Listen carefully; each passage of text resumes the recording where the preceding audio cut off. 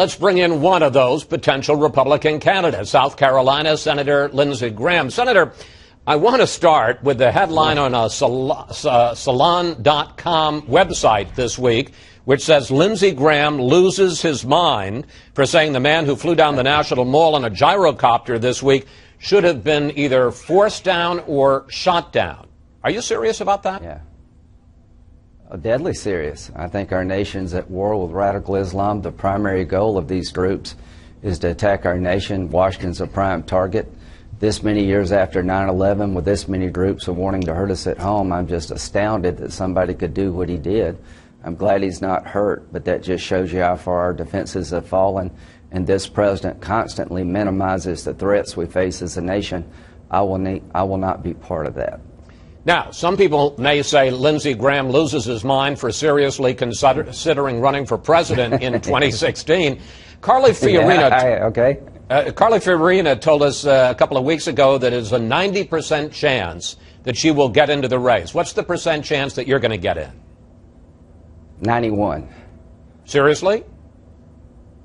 Yeah, I think so. I've got to put the means together. I think I got a good message. I think I've been more right than wrong on foreign policy. I've criticized the president for leading from behind, for being weak and indecisive. I've been a problem solver in Washington, and I think I've got something to offer the party and the nation. I'll make that decision in May. If I can raise the money, I'll do it. Here's why some people are skeptical, and let's put some issues up on the screen. You believe that climate change is real and the federal government must address it. You're open to raising taxes as part of a grand bargain. You support comprehensive immigration reform. In your home state of South Carolina, you are at this point running fourth behind Walker, Bush, and Cruz, and 55% of those polled in your home state say they would not consider voting for you for president.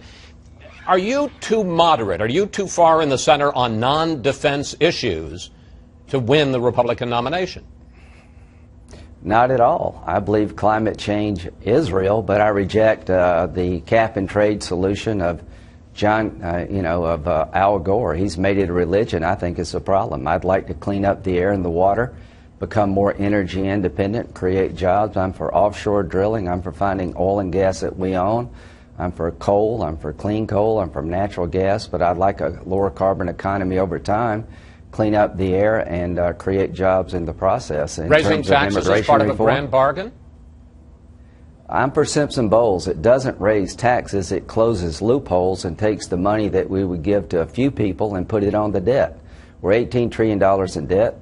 80 million baby boomers are going to retire in the next 20 to 30 years. We're going to wipe out Social Security and Medicare. We're going to have to adjust the age of retirement for younger people. People at my income level are going to have their benefits means tested. Democrats are going to want a simpler tax code, so I'm for eliminating deductions and taking some of the money to buy down rates and put it on the debt. To me, that's not raising taxes, that's solving a problem. So, Senator, why do you think that, and I understand it's early, but why do you think you run so poorly in your home state? Well, if I didn't think I could win South Carolina, I wouldn't be talking to you. I just had a primary with 6 opponents. I won by 41 points. I've been elected numerous times in South Carolina. If I'm on the ballot, I'm going to win South Carolina. All right. I want to do a lightning round. Quick questions, quick answers with you about some of your opponents. You say Marco Rubio is too afraid of the right wing of the Republican Party. Well, Marco Rubio, I think, will be president one day. Whether or not 2016 is his time will tell. He embraced immigration reform. He seems to have backed off. I'll let him explain why. I think comprehensive immigration reform was securing your border and dealing rationally with 11 million is the only way we're going to solve this problem. I like Marco. You took Ted Cruz to task for saying that the Second Amendment is the ultimate check against government tyranny. Yeah, the ultimate check against government tyranny is an informed electorate who will elect people who believe in limited government. I don't want to embrace the idea that I believe that we want people to take to the streets with guns. I want people to go to the voting booth and check an out-of-control government by electing conservatives. As for Rand Paul, and you've been very critical of his national defense security policy, are you convinced that his recent tougher stand on some national security issues is genuine? I hope some of it is, but he's the libertarian in a race. The Lindsey Graham view of foreign policy is going to beat Rand Paul's libertarian view of foreign policy. It will beat Barack Obama's view of foreign policy. It will beat Hillary Clinton's view of foreign policy. He said at this summit that a terrorist detained under the law of war at Gitmo is entitled to a trial. I've been a military lawyer for 33 years. A member of Al-Qaeda or their affiliate group can be detained under law of war as long as they're a threat to our nation without a trial. He wants to fight a crime. I am fighting a war. Big difference. Let's turn to the nuclear talks with Iran. President Obama made some news this week when he seemed to indicate that he would be willing to lift sanctions faster than seemed to have been agreed to in the framework deal, instead of waiting until the Iran has implemented all the restrictions in the deal. Here's what President Obama had to say. Our main concern here is making sure that if Iran doesn't abide by its agreement, that we don't have to jump through a whole bunch of hoops in order to reinstate sanctions. Senator, what do you think of that, which some people are reading as yet another concession to the Iranians? I think Barack Obama's deal is deteriorating before our eyes. I don't think there's a snowball's chance in hell that a Congress is going to approve this framework the way it's set up.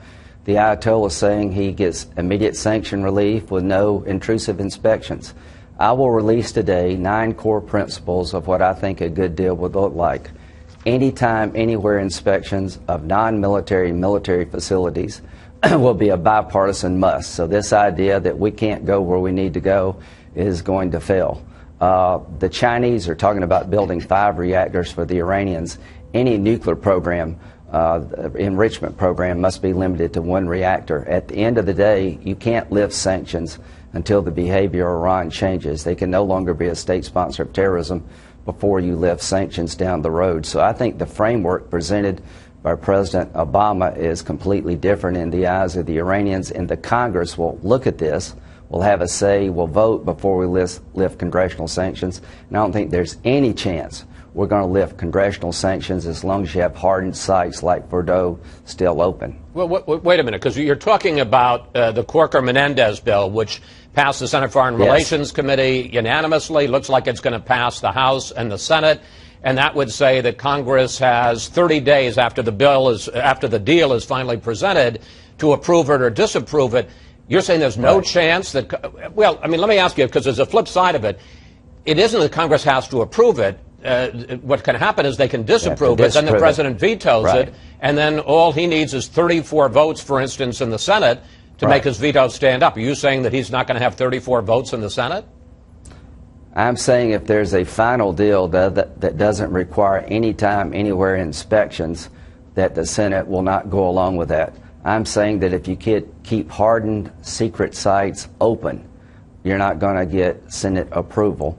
Nobody in the Senate, in a bipartisan fashion, trusts the Iranians. They lie, they cheat, they're a murderous regime. They've been trying to develop a nuclear weapon. The framework that I've been presented with has to be turned into a final deal, and there is no way we're going to approve a deal that doesn't allow for inspections anytime, anywhere, remove all the highly enriched uranium, and limit their nuclear enrichment program to something for 1 reactor that can never be used to make a bomb. I'm highly confident, given the Iranian behavior of turning the world upside down, that the framework, if it does become a final deal, is going to have a hard time getting through the Senate because it is so weak. But just real quickly, because we're running out of time, it doesn't have to get through the Senate. It's the question as to whether or not the president's veto would stand up. Are you saying that you think the Senate would override his veto?